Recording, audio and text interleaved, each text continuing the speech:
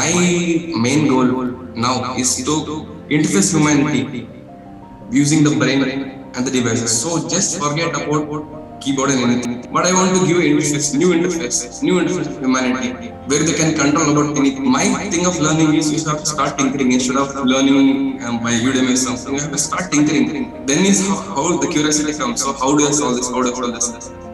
Thank you for joining the Change I Am Possible, which is India's first Future Tech Meets Sustainability podcast. And today I'm delighted and honored to have with me Mr. Rakesh Shakati, who has worked as a brain-computer interface research scientist in Acheron Group and is currently the founder of SkyBrain. He's also been vested in stunt biking. So it's a surprising move from stunt biking to brain-computer interface. So welcome to the show, Rakesh. Really appreciate you taking time and being part of the podcast. So for the people who don't know about you, would you like to, give a brief introduction on who you are and what you've been doing? So hi, I'm Rakesh. I'm based out of Bangalore.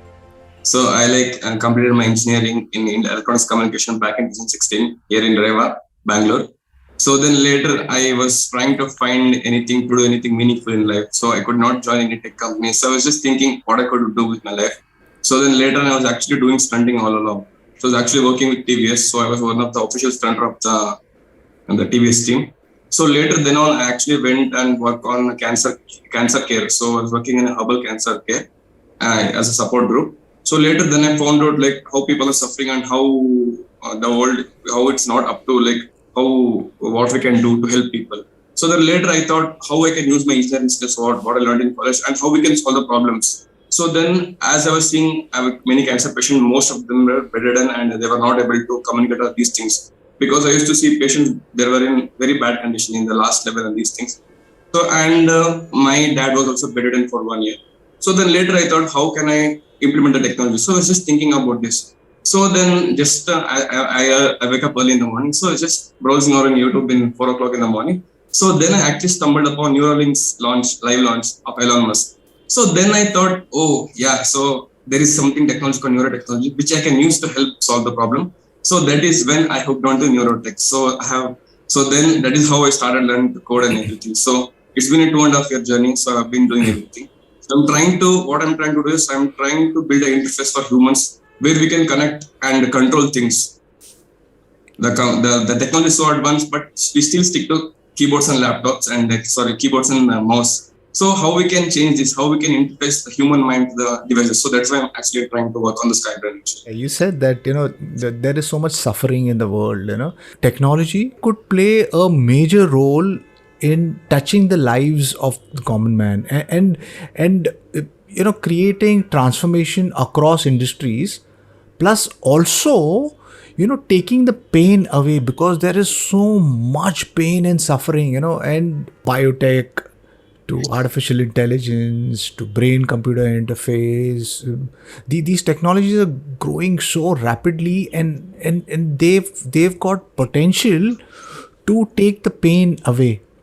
Normally a pharma company, when they're trying to build a vaccine, the normal process always has been 4 or 5 years or more. But when the pandemic happened, we managed to create a vaccine in a couple of months. And the only reason they did that was because some of the top global minds came together, collaboration. And technology played a huge role, and so that's the reason we have a vaccine. You are saying you want to solve the healthcare problem through technology, and you mentioned leveraging brain-computer interface. For the people who don't know what brain-computer interface is or what it could do, could you start by explaining what it is? So brain-computer system where you can control any device or any system using your brain thoughts. So essentially what you're bridging your brain to the computer. So that is called brain-computer interface. So with your thought, you can just do anything. You can open up your computer, you can do tasks, and you can do. So this is how we define brain-computer interface. Right. And what is the process? How do you do that? Because the brain, it's one of the most complicated biological, if I may call it a device. There are a lot of neuroscientists who call this nothing but a interface, a computing interface of sort, because we've got around 70 billion neurons, some 100 trillion synapses, and the way they fire and wire creates all of our perceptions or sight, sound, touch, smell, taste. How do you capture the brain data and how do you interface it with a computer? Could you just simplify this? So as you tell, yes, our CPU is the brain itself. So everything what happens to has to go through the brain. So suppose somebody is in coma. So what happens is the brain is essentially shut down, but every part is running. So the main part of that is the brain. So like as you see, neuroscience, it has grown and it has been growing. So the thing is, we are understanding brain as we know it. So right now, there are many technologies which we can use to measure the brain activity. So what I'm using right now is something called electroencephalography. So that is nothing but we are measuring the voltage spikes happening at the scalp area. So I'm doing something called non-invasive. I'm not working like Neuralink, who is going invasive in the brain. So I'm working on the brain so that we can actually help people and even people who are interested in science fiction. So like controlling home. So I want to do that. So we pick up the scalp voltages from the electrode location. So suppose it can be different locations in the head. It can be occipital region, it can be motor cortex area, it can be frontal area. So we pick up the voltage and then we do the signal processing. So we calculate, we transfer it to the frequency domain. Then we do all the calculations and then we understand what the brain is happening, and then we put the raw data or any process data to the machine learning, and we can actually find the intent. So this is how BCI EEG works. Would you like to break this up a little bit, because you already defined it as invasive and non-invasive? What do you mean by non-invasive? What are the technologies used for non-invasive and for an invasive? Okay, invasive is something you open the skull and you put inside the brain. So what you are doing is measuring the neuronal activity. So you're measuring the neuron activity, what's happening at the neuron level. So with the non-invasive, we are just measuring on the skull. So what happens is you just have to wear something headset like this. So this is something called a Muse. We can just wear it on the skull. So we can just understand what's happening in the frontal area of the brain. What all kind of data does a simple device like this can pick up from a complicated 70 billion neurons and 80 trillion synapses? So whatever you think or whatever you do, so there is a neuronal activity happening in the brain. So what you try to do is we try to understand through EEG, through the eyes of EEG. So what we are doing is we're measuring nothing but electrical voltage spikes. So we're measuring the spikes and then we try to understand. It is nothing but we're trying to do this, but it's not the right way to do. It's not the only way, but that is how we have been able to control BCI. So there are people who are doing MEG also. So they're using MEG to control fMRI, FNIS to control BCI. But with EEG, it's very affordable and anyone can do that. So that is why I choose. So the device is nothing but an ADC. So it's analog to digital converter. It just measures the voltage spikes happening. And the thing is, you have to have a best ADC which has the best. So it has to provide the true sampling. So it has to provide the true voltages. When you have the true voltages, you can understand brain the real time.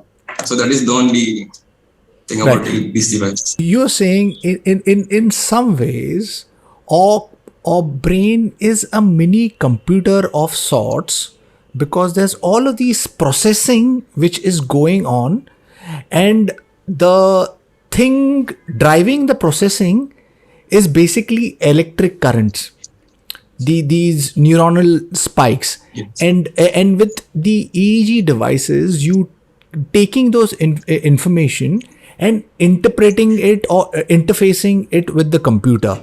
Now, would you like to, talk about the hype which is going on at this point in time? Because, everybody keeps on talking about Neuralink and besides Neuralink, there are others, like Kernel and Control Labs from Facebook and so many others who are working on brain-computer interface. I had the privilege of interviewing DARPA's N3 program, Battelle, I believe, who are leveraging magnetoelectric nanotransducer, and PARC, Xerox PARC, who are building brain-computer interface.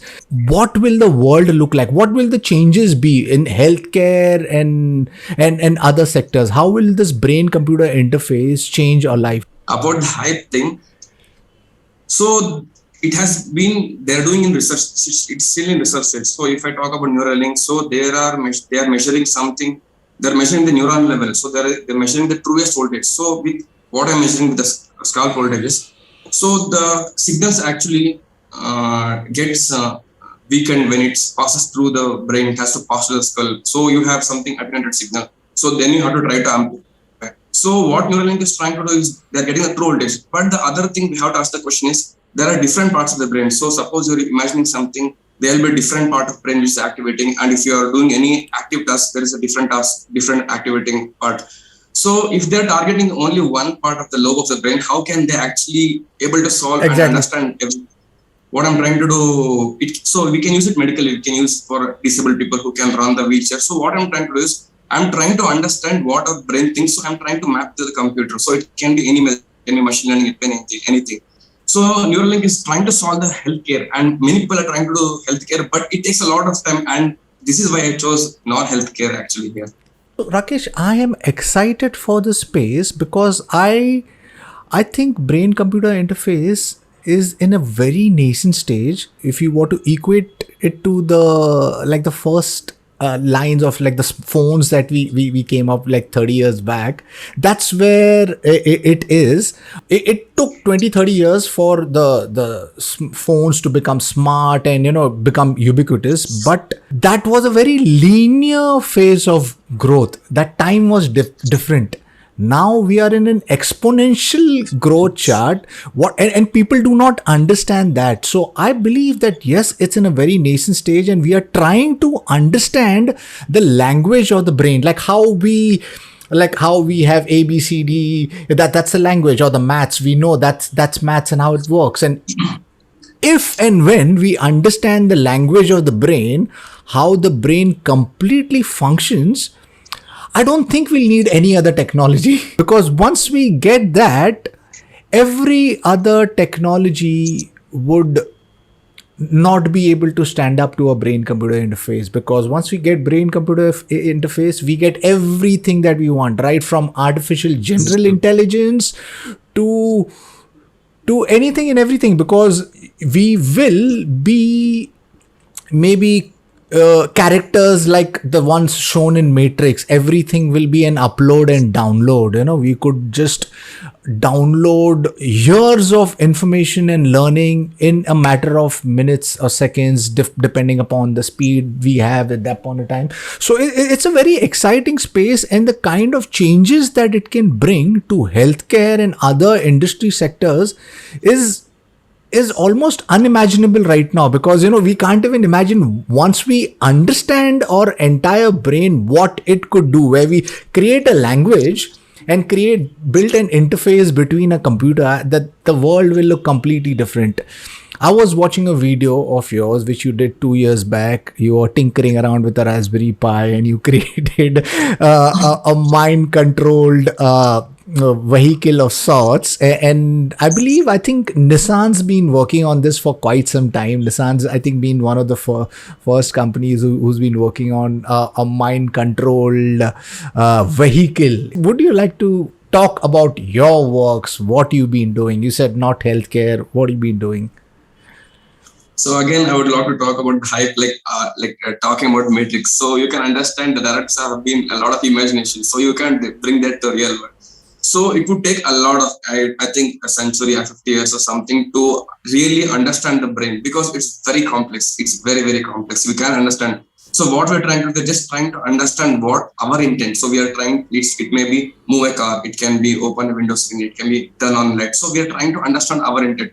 So it would be really tough to understand the brain from thing, and it would be really tough to do something called uploading and downloading. It would be really easy if you know how the brain works. So once you understand the brain, it's very easy.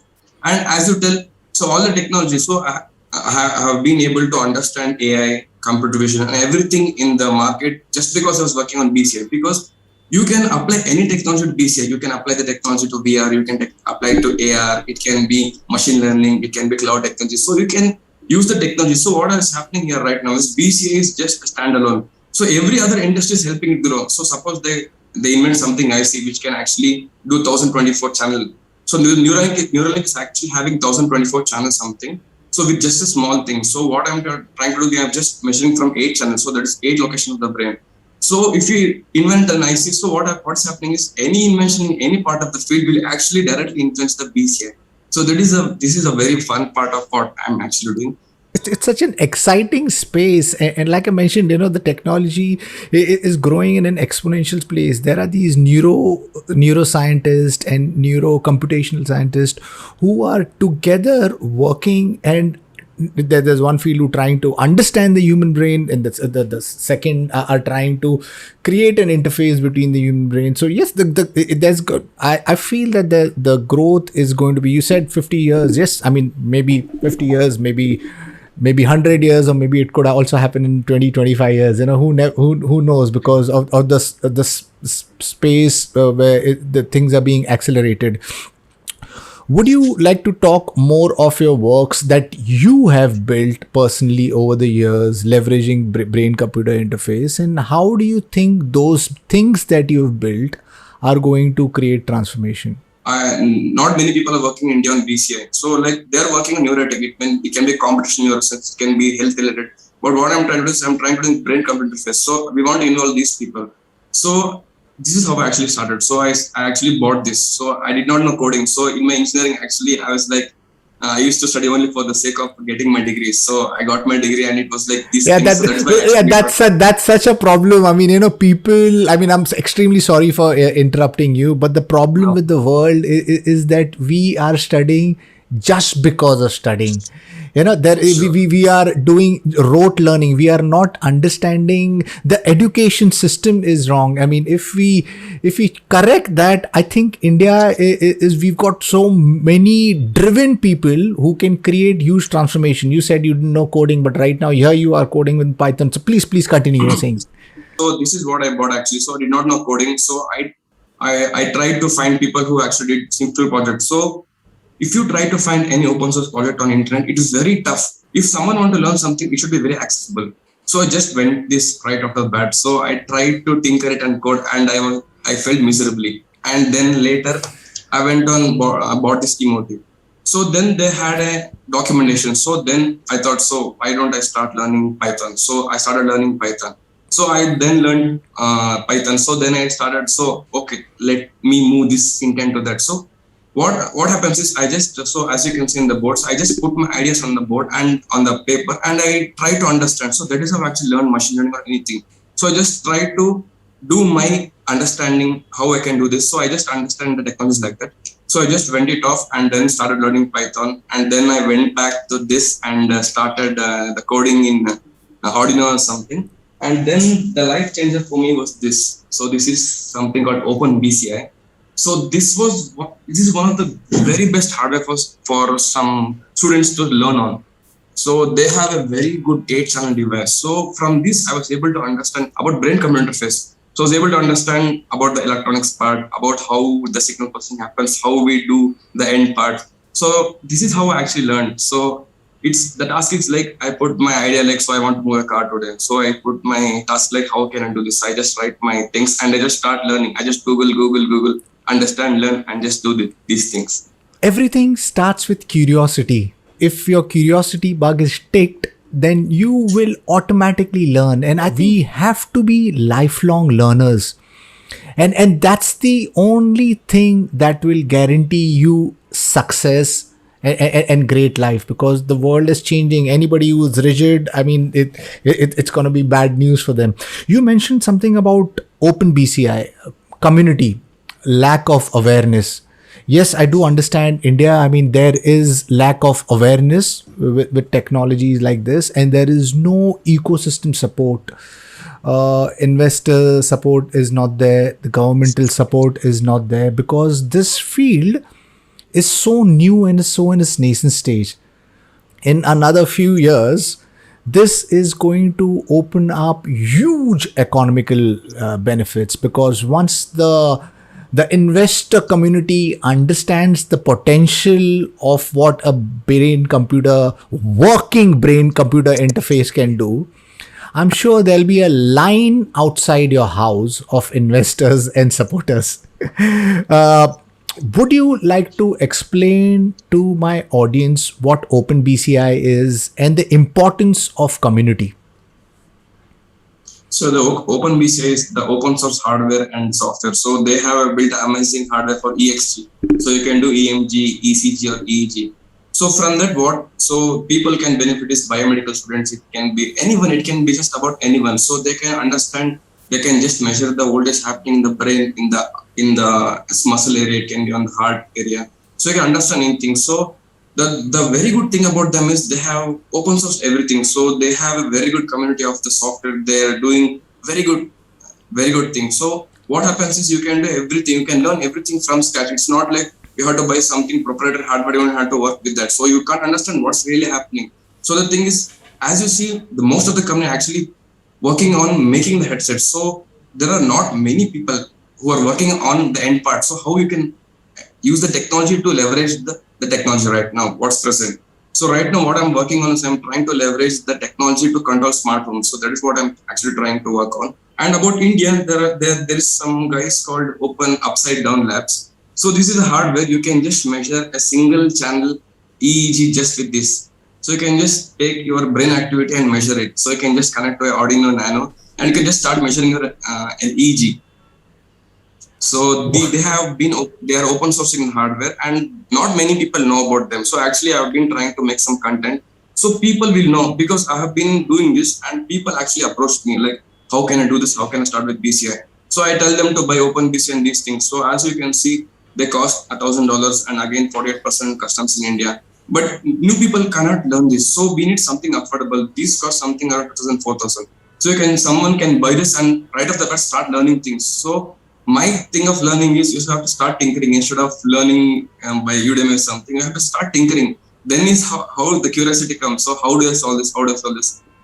I guess it starts with getting your hands dirty and being curious about it and trying to having a vision of what you actually want to do and what problem you want to solve by tinkering with this. And yes, we will get into what you said, how you building something to, for smart home. We'll get into that, but talking a little bit more about the OpenBCI, you said their chip, which is an 8-channel chip to measure your brain activity.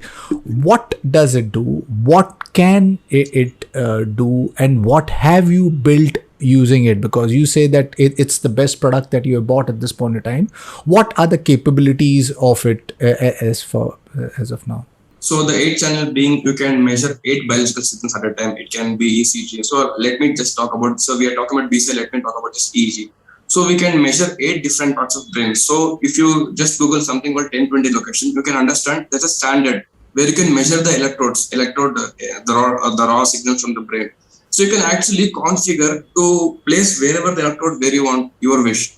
So then the OpenBCI does all the processing and they have an open source software. It does all the processing. You can just view the raw data, you can view the FFT, then the good part is right of the software, they give the frequency bands, that is alpha, beta, gamma, theta. So you can understand, so if the person is relaxing, so what happens is his brain is actually more in the alpha state. So you can see the brain is more of alpha dominant. So when the person is doing active thinking, so then you can understand the person is beta dominant. So you can just try to understand with this tool, you can understand, you can get the raw data.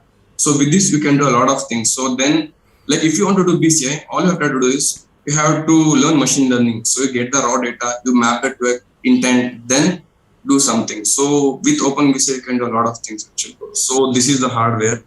So this is how we measure the 8 pin. So you actually have got the 3D printed headset, but you can connect like almost any easy headset, like commercial headset, who have touch-proof connectors. So they OpenBCI guys provide. So you can just use your own electrodes. You can customize anything. So they're giving the hardware. So what happens is you can change the electrodes. So it can be passive or electric. So passive, what happens is it just takes the signal from the brain. With active, it's an active amplification. So the thing is, there won't be a loss of signal traveling through the wires to the amplifier. So that's the new fun part of the OpenBCI. You can customize about anything, just about anything. And they do have a chip, something called ADS1299. It's built by Texas, and it is made for biological signals. It was made for, like if you see many commercial EEG devices, what we used to get, so those were built on differential amplifier, operational amplifier. So this was actually built for that action. What have you done tinkering around with it? My first project for BCI was moving a car. So I was like, if I used to set a threshold, I used to train like if a person like thinks something, so it will be like active concentration. So if we can measure the threshold of someone active thinking, so we can set a threshold, and if person thinks about that threshold, so this will move. So this was a very basic thing what I did for a single movement. So then later I went on doing like I took the raw data and I did machine learning where I was able to feed the machine learning model to understand what I was thinking. So I was able to understand do like left, right, takeoff and landing. So I was able to do tele drone control. So I was able to control like I just have to think lift. So it was to take off and left, right, right. So you can actually do this to automotive. So my idea is until we cannot now understand what brain how works, we can actually not understand the BCI how the real will work in the working conditions. So what I'm thinking is I'm not thinking of controlling a car like going front right. And recently I saw Mercedes, they're working on something. So they did actually show in a demo, like they use some hardware to control everything in the car. Like it can be window, it can be wipers, it can be seats. So I just recently saw XUV700. So my next project will be controlling a Mahindra XUV using the mind. Like we can control seats and anything, just about anything. So within like few months, I'll be doing that. So that's my actually personal project that's off a side. So I'll be doing that. Wish you the very best for it, Rakesh, and I hope that you are successful. Yes, I have been invested in virtual reality since 2015. There's this saying that people who get into it early hold the first mover's advantage, but then the opposite side is also true, where the ones who get into it too early, bear the brunt of the market, because the market is not sustainable. There's no support, so I lost a whole lot of money being so early into this ecosystem. But then there is knowledge that I've gained, which I think is immeasurable, because that is what has made me who I am and whatever I'm going to do. And I hope the same will stand true for you, because brain computer interface is great technology. There was this company called Neurable back in, I think, 2016-17. It's a virtual reality company. So they had created a headset and EEG device, and they had built a game. The game via the thoughts. But that was 2018. But now is 2021. So what has been the advancement, and how does one go about it? Is it complicated if you create this, maybe like a brain controlled a car or a drone? How easy or difficult would the knowledge transfer be for a person who's using it for the first time? Would it be very difficult to control it just by how does it work? Could you just break it down and explain this to my audience, please? So I'll do that. So let's talk about Neurable first. So actually they are actually in the market still. So they just launched some. So they were actually working on connecting the virtual reality and these things. So they had some interface. So they actually work with HTC Vive.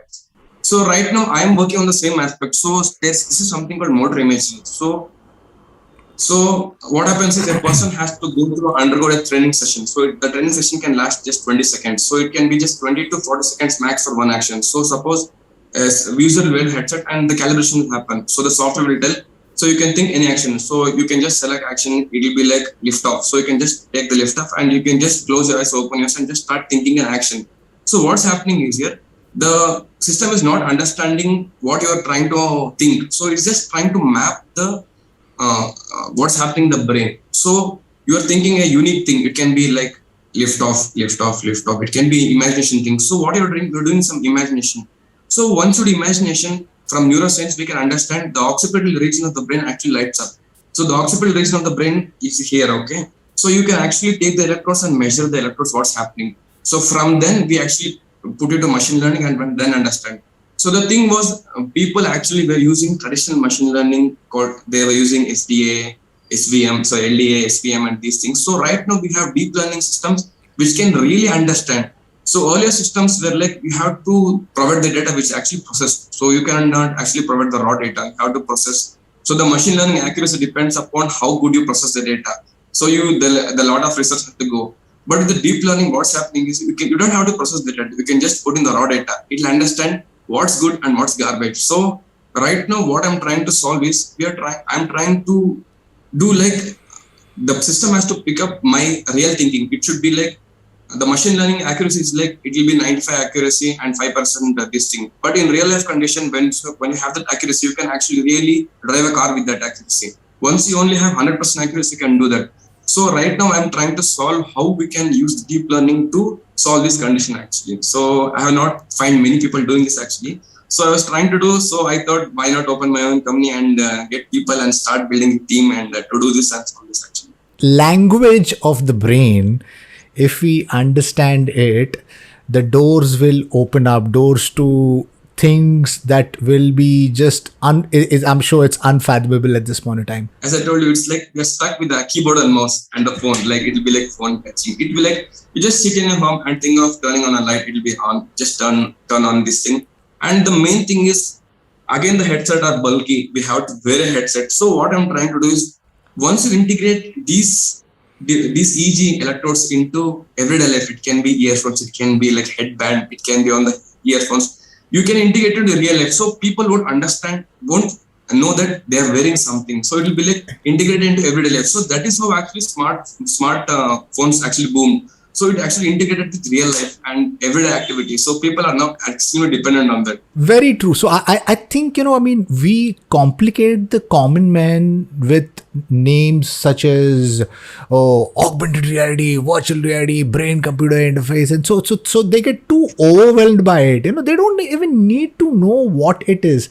It's just that if there is an utility without them knowing it, that's where when we get to. And that's true. Yeah, that's true, because we as a tech enthusiast understand everything about virtual reality, extended reality, but the end user, what he wants a headset where he gets the best quality, so he can understand the technology. It's like, give me the technology. So we have to do what people actually need. So we have to understand that actually. Instead of, so it's like you don't have to invent which people don't need. We have to invent something people need. So that is how we actually go forward with the world. You said that you are building something for smart home. Could you talk a little bit about that, please? So like I want to integrate BCI. So my thing is I'm working on smart home, our own hardware and software. So where we control with the mind. So it's like I'm building the smartest home in the world. So if you just connect the mind to the smart home, it will be like it is the smartest home. So I was able to actually recently won a hackathon. So I was actually able to get this idea in just like 2 days. So I was able to code. So then I understand how we can do this. So fortunately, I found an investor backing me, and he's very, very passionate, and he's actually very interested. He has been following me since 1 year. So like I want to start. So this is my entry into the tech world. So like I did not know much thing about tech. So this is how I will learn. So once I do this, will be one of our first startup. So later, this is not just the end. So I'll be doing many things. You can do a lot of things. Healthcare, you can transform healthcare, real world. So I'm just starting with smart home. So once you understand how we can survive in this field and do these things really. So until now I was just doing hobbyist level. So I was just trying to play with this. So now the real fun starts, the real work starts. Lovely. So yeah. Lovely. Wish you the very best. And I hope that maybe we can collaborate someday, because when I got into virtual reality, I wanted to build virtual worlds which are indistinguishable from the physical world. And I had seen few projects like that. Like I had seen virtual estates being sold on similar to the world. Yeah, no. So that's a different thing. Those are virtual worlds, and then there are people who are building metaverse where they are creating digital worlds. They are also digitizing physical objects, sensorizing physical objects, so that we can take information from there that and create better business solutions. So yes, we're creating metaverse. Then there's we creating an economic layer in the metaverse with NFTs and things like that. So the digital world, the physical world is going to be digitized. What I'm trying to say is that I want to create virtual reality like this, like a physical world. Maybe, I don't know. Maybe, yeah, where we are unable to distinguish between what is physical and what is virtual, and that can happen with brain-computer interface, nanotechnology, I think, and artificial intelligence. Once that kind of merges in, we'll be able to create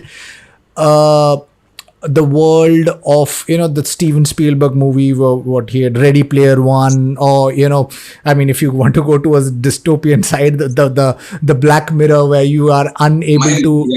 My main motivation is the science fiction movies and TV series. My main motivation. So that's how I actually get into this thing. That's wonderful thing what you're trying to do. So with the going on pandemic conditions, so we need that actually. So until then, we did not know like how we did not have the need, but right now we need that actually virtual thing where we can connect and do. It's very indistinguishable. Instead of going visiting a place, you can just meet. So that's what, right?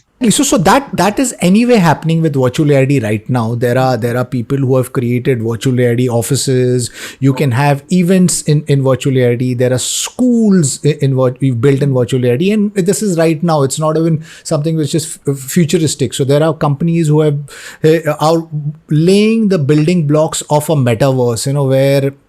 Where you'll be building 1-to-1 scale of the entire physical world. There is Nvidia, which is building Omniverse. Omniverse is going to be a 1-to-1 map of the entire physical world, the entire Earth.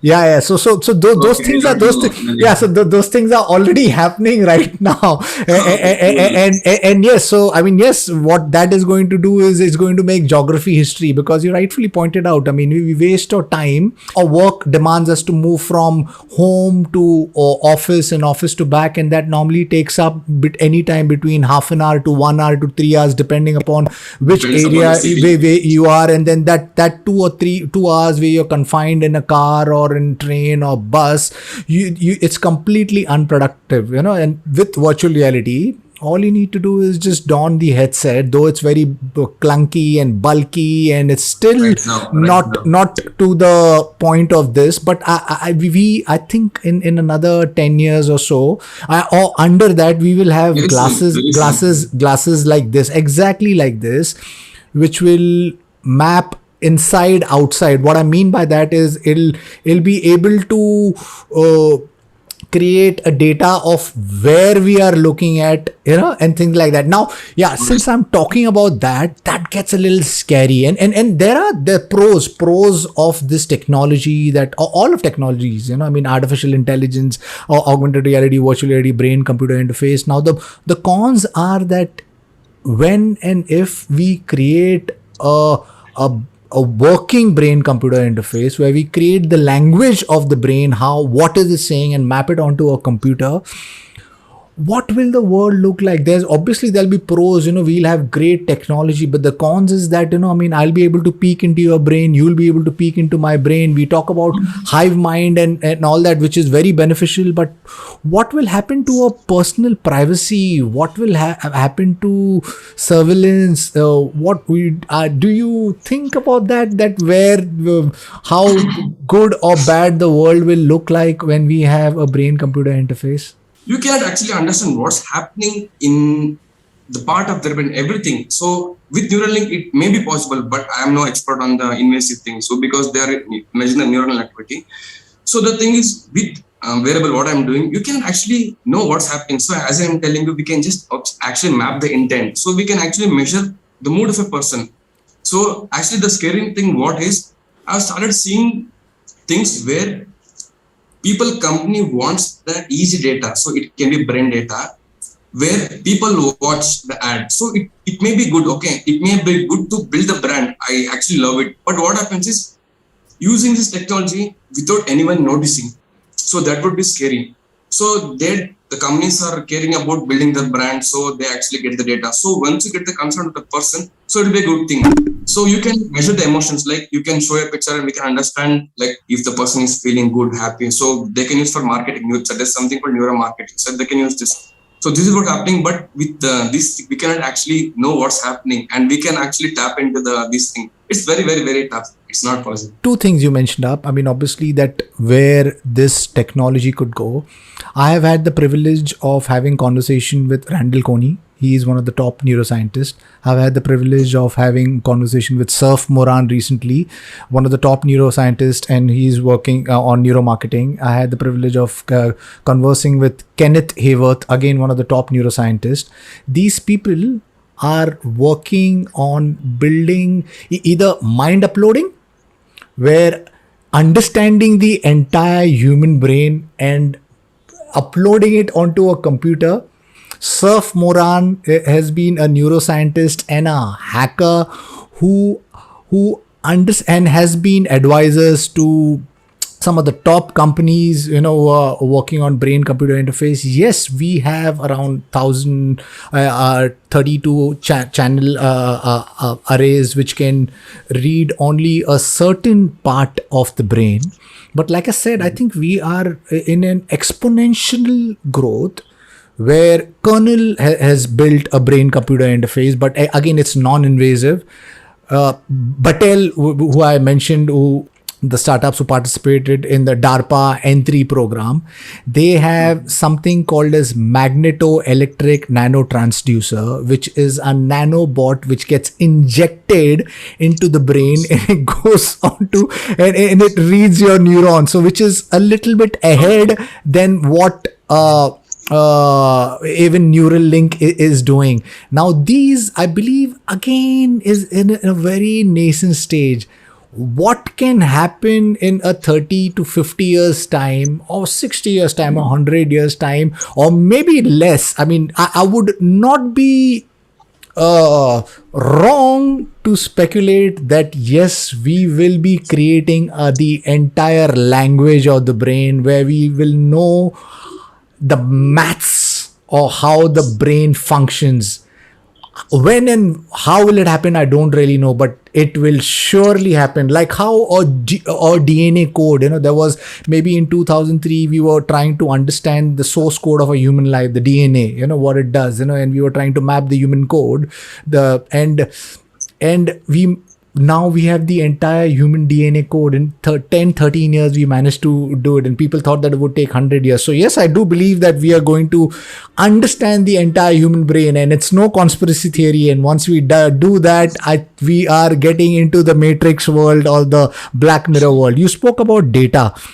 Yes, I think that is something which is a conversation that we need to have, because data is the new oil, and who controls the data will be controlling the world. My last question to you, students or enthusiasts who want to learn and understand brain computer interface and wants to take this as a career opportunity, where does he start from? What is the learnings? What is the expertise required? So about the career, it's very tough to find anything because not many people are working in the BCI aspect. So suppose if you want to work, so there are companies which are in the outside of India, but if you want to work there, you have to have a prior experience on something. But if you're an expert on something, I think you would have already been introduced to EG some or the other way. But it would be really tough for someone to go through this. So my thing is, there's something called Neurotech. It's a community which teaches about neurotech. So you can go there and you can understand and learn everything. So it covers about programming. It can be about Arduino programming. It can be about how we can use devices. So they have code and everything, demos and everything ready. So they have chapters and they have books where we can study. So these things. So one can start over there. So I think we'll have to wait a few years so that, as you told, investors have to start thinking about how this will be a huge boom in the coming years, because you don't have to have advertise about neurotech, because if Elon Musk does something great in neurotech, so that will actually affect the industry, the remaining industry. So the once investors come and start opening companies, so we need more people who get into the technology. So once people try to understand this technology and we have experts, so this is how they can start actually. And where do you see yourself in the next 10 years? I mean, do talk about that. And where do you see brain-computer interface in the next 10 years? How do you think is going to impact us? I mean, maybe you could also, while you are at it, what you're going to be in 10 years, you could talk about like how maybe it could help us, in healthcare or other sectors, how it could create a real-world value.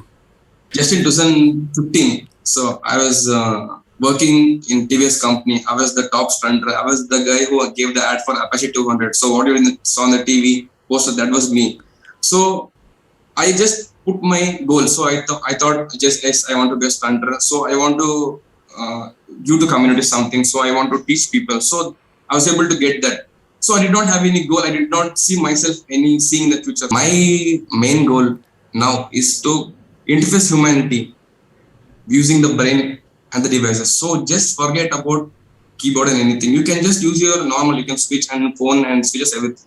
But I want to give an interface, new interface of humanity, where they can control about anything. So it's not like we have to buy a headset where it's $2,000-$3,000, it's $100,000. It's be like it should come as cheap as 10,000, 20,000.